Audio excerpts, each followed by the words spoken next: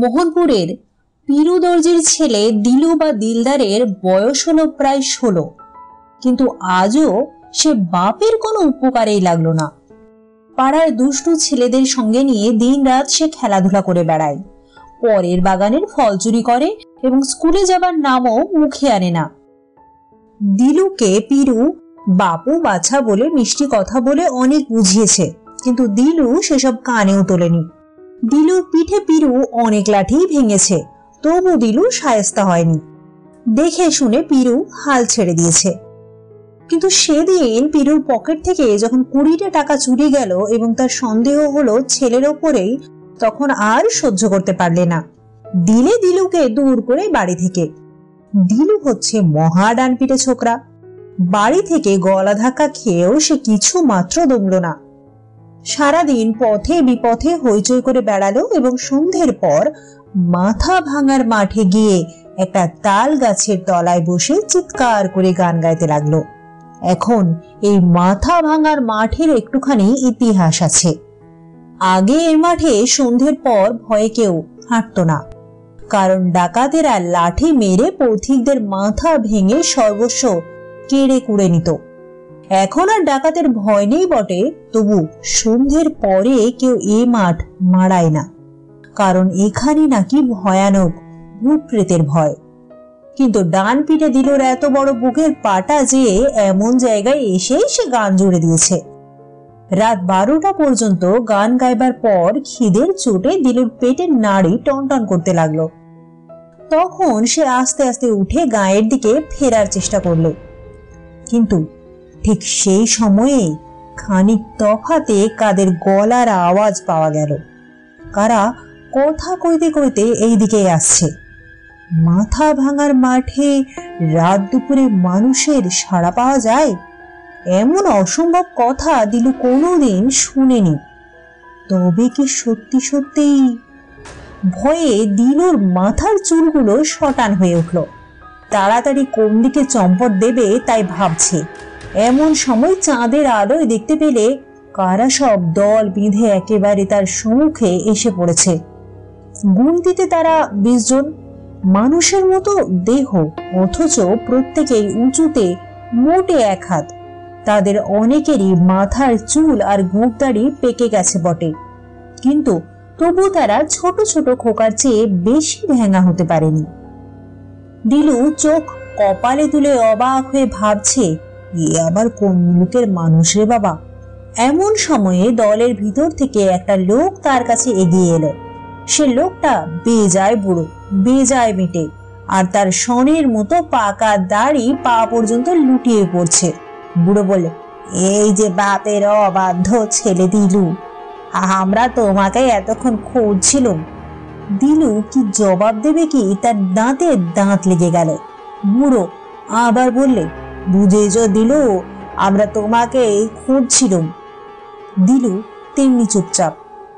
বুড়ো আবার বললে, আমরা তোমাকে খুঁজছিলাম, বারবার 3 বার আমি কথা কইলুম, তুমি যে জবাব দিচ্ছ না। তবু দিলু জবাব দিলে না। বুড়ো তখন সঙ্গীদের দিকে ফিরে বললে, দিলু জবাব দেবে না, তোমাদের কাজ তোমরা করো। দলের অন্য লোকগুলো কি একটা লম্বা মোট বয়ে আনছিল। হঠাৎ তারা সেই মোটটাকে ধূপ করে দিলুর পায়ের তলায় ফেলে দিলে। সে একটা মোড়া। বুড়ো বললে, দিলু ওই মড়াটাকে কাঁধে তুলে নাও। দিলু আঁতকে উঠে বলল, ওরে বাপরে, সে আমি পারবো না বলে সে দৌড়ে পালাতে গেল। কিন্তু সেই খুদে খুদে লোকগুলো চারিদিক থেকে ছুটে এসে তাকে একেবারে মাটির ওপরে পেড়ে ফেললে। তারপর তারা মড়াটাকে তুলে এনে দিলুর পিঠের ওপর চাপিয়ে দিলে। ভীষণ আতঙ্কে ও বিস্ময়ে দিলু বুঝতে পারলে না যে মড়ার হাত দুটো তার গলা আর পা দুটো তার কোমর বিষম জোরে চেপে ধরলে। ভূতের পাল্লায় পড়ে দিলুর প্রাণ বুঝে আজ যায়। মড়াটাকে পিঠে নিয়ে উঠে দাঁড়িয়ে সে ভাবতে লাগলো, বাবার অবাধ্য হয়ে পাপ করেছি বলেই এই ভূতগুলো আজ আমার উপরে এতটা তম্বি করতে পারছে। এই নাক কান মলছি, আর কখনো বাপ মায়ের অবাধ্য হব না। বুড়ো বললে, দিলু যখন আমি তোমাকে মড়াটা তুলতে বললাম তখন তুমি আমার কথা শুনলে না। এখন যদি আমি তোমাকে বলি যে মড়াটাকে গোড় দিয়ে এসো, তাহলেও কি তুমি বোধহয় আমার কথা শুনবে না? দিলু কাঁপতে কাঁপতে বললে, শুনবো হুজুর, শুনবো। পিঠের আতঙ্ক, এখন পিঠ থেকে নামাতে পারলে বাঁচি। বুড়ো খলখল করে হেসে বললে, বেশ বেশ, এরই মধ্যে তোমার সুবুদ্ধি হয়েছে দেখে খুশি হলো। এখন যা বলি শোনো, আজ রাত্রের মধ্যেই তুমি যদি ওই মড়াটাকে গোড় না দাও, তাহলে তোমার ভয়ানক বিপদ হবে। এ গায়ের গোরস্থানে আগে যাও, সেখানে যদি সুবিধে না হয় তবে অন্য গায়ের গোরস্থানে যেতে হবে। সেখানেও অসুবিধে হলে আবার অন্য কোনো গায়ের গোরস্থানে যাবে। মোদ্দা কথা, আজ রাত পোয়াবার আগেই ওই মড়াটাকে গোড় দেওয়া চাই, নইলে মজাটা টের পাবে। এখন বিদেয় হও, খবরদার আর পিছন ফিরে তাকিও না। পিঠে মড়া নিয়ে তার ভারে দুমড়ে পড়ে দিলু এগুতে লাগলো। আকাশে চাঁদের মুখও তখন মড়ার মতোই হলদে দেখাচ্ছে। পৃথিবীর কোনো দিক থেকেই যৌন প্রাণীর সাড়া আসছে না। গাছগুলো পর্যন্ত যেন দিলুর পিঠের ভয়ঙ্কর বোঝা দেখে স্তম্ভিত ও আড়ষ্ট হয়ে আছে, কোনো শব্দ করছে না। ভালো ছেলেরা এখন পেট ভরে খেয়ে দিয়ে নরম বিছানায় শুয়ে আরাম করে ঘুমোচ্ছে। আর এই নিশুত রাতে কেবল দিলুকেই কিনা একটা ভুতুড়ে পচা মরা পিঠে নিয়ে একলাটি গোরস্থানের দিকে এগিয়ে যেতে হচ্ছে। নিজের অবাধ্যতার ফল হাতে হাতে পেয়ে তার চোখ দিয়ে টপ টপ করে জল পড়তে লাগলো। ওই তো গায়ের গোরস্থান। দলে দলে বড় বড় কালো কালো গাছ গোরস্থানের চারিদিকে ঢেকে দাঁড়িয়ে থেকে চাঁদের আলোকে তার কাছে আসতে দিচ্ছে না। অমন যে ডান পিঠে ছেড়ে দিল, তারও বুক এখন আতঙ্কে ঢিপ ঢিপ করতে লাগলো। একবার ভাবলো এক ছুটে পালিয়ে যায়।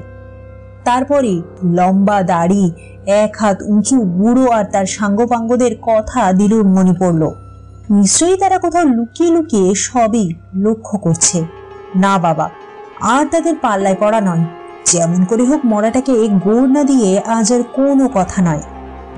গোরস্থানের এক জায়গায় একটা মস্ত গাছ ডালপালা ছড়িয়ে দাঁড়িয়ে আছে, কিন্তু তার কোথাও একটা পাতা পর্যন্ত নেই। শুকনো ডালপালাওয়ালা মরা গাছটাকে দেখলেই মনে হয় যেন একটা প্রকাণ্ড কঙ্কাল অনেকগুলো হাত বাড়িয়ে সবাইকে শাসাচ্ছে। দিলু তার তলায় গিয়ে ভাবতে লাগলো, তাই তো, গোরস্থানে তো এরুম, কিন্তু কোদালও নেই, কুড়ুলও নেই, এখন মাটি খুঁড়বো কেমন করে? হে লম্বাদারি বুড়ো হুজুর, আপনি কোথায় আছেন জানি না, কিন্তু দিলুর কানে কানে কে বললে, ওই শুকনো গাছের তলায় দেখো। দিলু ভোরকে ও চমকে চারিদিকে তাকিয়েও কারুকে দেখতে পেলে না। তবে কে তার কানের কাছে কথা কইলে? আবার কে বললে, ওই শুকনো গাছের তলায় চেয়ে দেখো। দিলুর গা রোমাঞ্চিত হয়ে উঠল। কিছুই না বুঝে সে বলল, তুমি আবার কে বাবা? দেখা দাও না, অথচ কথা কও। আমি হচ্ছি তোমার পিঠের মড়া। কি বিপদ, তুমি আবার কথা কইতে পারো নাকি? মাঝে মাঝে পারি। তাহলে দয়া করে পিঠ থেকে নামো না বাবা, আমি একটু জিরিয়ে নি। আগে আমাকে গোড় দেবার ব্যবস্থা করো। ওই শুকনো গাছের তলায় চেয়ে দেখো। দিলু গাছের তলায় চেয়ে দেখলো সেখানে একখানা কুড়ুল আর একখানা কোদাল পড়ে রয়েছে। তার কানে কানে মড়াটা ফিস ফিস করে ক্রমাগত বলতে লাগলো, আমাকে গোড় দাও, আমাকে গোড় দাও। দিলু তাড়াতাড়ি কুড়ুল ও কোদাল তুলে নিয়ে এসে মাটি খুঁড়তে লেগে গেল। খানিকক্ষণ খোঁড়বার পরেই তার কুড়ুলটা কোনো একটা জিনিসের উপরে গিয়ে পড়লো। দিলু হেঁট হয়ে তাকিয়ে দেখলে একটা কফিন গর্তের ভিতর থেকে বেরিয়ে পড়েছে। কফিনের ডালা খুলে দেখা গেল তার ভিতরেও রয়েছে আর একটা মড়া।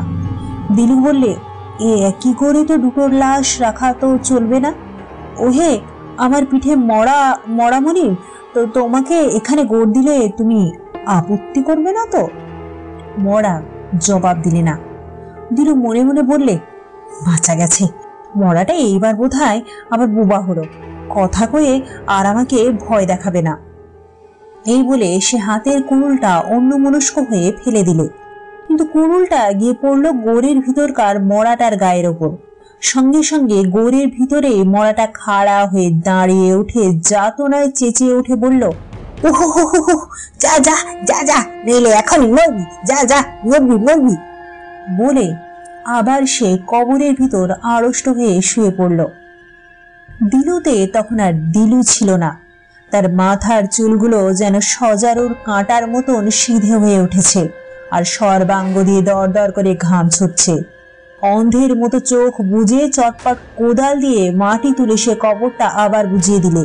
তারপর একটা দীর্ঘশ্বাস ফেলে বললে, বাপ, আর বোধহয় ওটা মাটি ফুঁড়ে উঠে দাঁড়াতে পারবে না। খানিক হাঁপ ছেড়ে দিলু আরো কয়েক পা এগিয়ে আবার মাটি খুঁড়তে আরম্ভ করলে। অল্পক্ষণ পরেই দেখা গেল সে কবরটার ভিতরে রয়েছে একটা শুটকি বুড়ির মরা। এই মরাটা বোধহয় আগের মরাটার চেয়েও বেশি জ্যান্ত, কারণ ভালো করে মাটি খুঁড়তে না খুঁড়তে সে চট করে উঠে বসে চেঁচাতে শুরু করলো, দিলু ভয়ে পেছিয়ে এলো। কোনো জবাব না পেয়ে শুটকি বুড়ির মরাটা ধীরে ধীরে দুই চোখ মুদে ফেললে, তারপর ধীরে ধীরে আবার কবরের ভিতরে শুয়ে পড়ল। দিলুও যেন তখনই তাকে মাটি চাপা দিতে দেরি করলে না। সে কথা বলাই বাহুল্য, দিলুও যে তখনই তাকে মাটি চাপা দিতে দেরি করলে না সে কথা বলাই বাহুল্য। সে আবার আর একটা জায়গা খুঁড়তে শুরু করলে, কিন্তু এবার যেই মাটির ভিতর থেকে আর একটা মরার একখানা হাত দেখা গেল, অমনি সে তার ওপর মাটি চাপা দিয়ে বলল, না, এই গরুস্থানে দেখছি সব কবরই আজ ভর্তি। এখন আমার উপায় কি হবে? আমার পিঠের মরা পিঠ থেকে নামাই কেমন করে? এ গায়ে তো আর কোনো গরুস্থান নেই। জাহাতক এই কথা বলা পিঠের মরা অমনি দিলুর কানে ফিস ফিস করে বললে, মামুদপুরে গরুস্থানে ওই দিকে বলে মরা তার বাঁ হাতখানা এগিয়ে অঙ্গুলি নির্দেশ করলে। প্রাণের দায়ে দিলু সেই দিকেই অগ্রসর হলো। দু চারবারে এবড়ো খেবড়ো আঁকা বাঁকা পথে সে হুঁচট খেয়ে কপাত ধরণীতল হলে, কিন্তু তার গলা ও কোমর থেকে মরার হাত পায়ের বজ্র আঁটুনি তবু আলগা হলো না। তার পিঠের ওপরে এই বিভীষণ মোড় দেখে পেঁচারা চেঁচিয়ে বাদুরদের শুনিয়ে কি যেন বলতে লাগলে। আশেপাশের জলাভূমির মধ্যে আলেয়ার আলোগুলো যেন আরো বেশি জলজলে ও ব্যতিব্যস্ত হয়ে উঠল। দিলু বারংবার নিজের মনেই প্রার্থনা করতে লাগলো, আল্লাহ আমাকে দয়া করো, আল্লাহ আমাকে দয়া করো, মামুদপুরকে তাড়াতাড়ি কাছে এনে দাও। শেষটা সে মামুদপুরে এসে হাজির হলো। মরা বললে, ওই গোরস্থান, আমাকে গোড় দাও, শিগগির আমাকে গোড় দাও। এইবার এই ছিনে যোগ দুর্দান্ত মরার কবল থেকে নিস্তার পাবে বলে দিলু হনহন করে পা দুটো গোরস্থানের দিকে চালিয়ে দিল, কিন্তু বেশি এগুতে হলো না। হঠাৎ দিলু মুখ তুলে চক্ষু স্থির করে রইল। ওরে বাবা, মাহমুদপুরের গোরস্থানের পাঁচিলের ওপরে পালে পালে ভূত আর পেতনি বসে আছে। কেউ খুব বড়, কেউ আধ বুড়ো, কেউ যুবা আর কেউ বা শিশু। তাদের প্রত্যেকের চোখ উনুনের জ্বলন্ত কয়লার মতো দপ দপ করছে। একটা বেজায় রোগা ঢ্যাঙা ভূত হঠাৎ দাঁড়িয়ে উঠে মাথার ওপরে দুটো হাত নেড়ে ক্রমাগত বলতে লাগলো, এখানে হবে না, এখানে ঠাঁই নেই, এখানে হবে না, এখানে ঠাঁই নেই, এখানে হবে না প্রভৃতি। আর একটা বেজায় মোটা ভূত হঠাৎ পাঁচিল থেকে মাটির ওপরে থপাস করে লাফিয়ে পড়ে কোনা সুরে বলতে লাগলো, শোনো তবে কান পেতে ওরে দুরাচার, তোকে মোরা খাবো করে চাটনি আচার, চোখ দুটো ছিঁড়ে নিয়ে খেলা যাবে ঘাটা, আগুল বাজিয়ে হবে চচ্চড়ির ডাঁটা, লুঙ্গি তোর বানায় বসিতে কম্বল, মিটুলিতে হবে খাসা রসালো অম্বল, ঠ্যাঙের রাগে খাবো করিয়া ডালনা, নাড়ি মুড়ি শুষ্ক করি টাঙাবো আলনা, হৃৎপিণ্ড কাটিয়া হবে দেয়ালের ঘড়ি, হাড়ের ঘোড়তে হবে দাঁত মাজা খড়ি, শুনছুচ কানামাছি শুনলে বসক, চুল দাড়ি ছেঁটে নিয়ে করিব তসক, চেঁচে নিলে ছালখানা গায়ে হবে যাওয়া, নাদা পেটে তৈরি হবে তোর কয়েক ধামা। এরকম সব ভয়ানক কথা শুনলে কোনো ভদ্রলোকেরই আর এগুবার ভরসা হয় না। দিলুরও হলো না, কিন্তু দিলুর পিঠের মরা তার কানে বললে, গুড় দাও, গুড় দাও, আমাকে গুড় দাও। বলতে বলতে সে তার হাতের বাঁধন এমন শক্ত করে তুললে যে দম বন্ধ হয়ে দিলুর প্রাণ যায় আর কি। কি আর করে, মরেছি না মরেতে আছি, যা হবার তাই হোক, এই ভেবে দিলু পায়ে পায়ে আবার এগুতে শুরু করলে। আর যায় কোথা, মামুদপুরের গোরস্থানের ভূত পেতনিরা পাঁচিলের ওপরে দাঁড়িয়ে উঠে ক্ষণক্ষণে আওয়াজে সমবেত সঙ্গীত আরম্ভ করলে। থাতার মার মার হুম হুম হুম, ঠস করে গড়াল চড় আর কে ঘুম ঘুম, ভূতকে ডেকে আর শিঙে তার খুব ধার, মামদোরা তেড়ে যা হুঁশিয়ার মার মার। আচম্বিতে কোথা থেকে দুখানা অদৃশ্য হাত এসে দিলুর চুলের মুঠি ধরে বার কয়েক ঝাঁকানি মেরে তাকে শূন্য তুলে বলের মতো 4-5 বার লোফালোফি করলে এবং তারপরে তার দেহটাকে পাশের এক খানায় ছুঁড়ে ফেলে দিলে। সেই বিস্ত্রী একগুঁয়ে মরাটা তবু দিলুর পিঠ ছেড়ে একটুও নড়ল না। কোন রকমে আধমরা হয়ে দিলু হাঁপাতে হাঁপাতে উঠে দাঁড়িয়ে শুনতে পেলে পাঁচিলের ওপরে তাল ঠুকতে ঠুকতে ভূত পেতনিরা তখনও গান গাইছে। আইডিকি আইডিকি ফেরে হেতা আইডিকি, এবারেতে করে দেব ঢিকি ঢিকি হিকি হিকি। ঢিকি ঢিকি হিকি হিকি যে কাকে বলে দিলু তা জানতো না, জানবার সাধও তার ছিল না।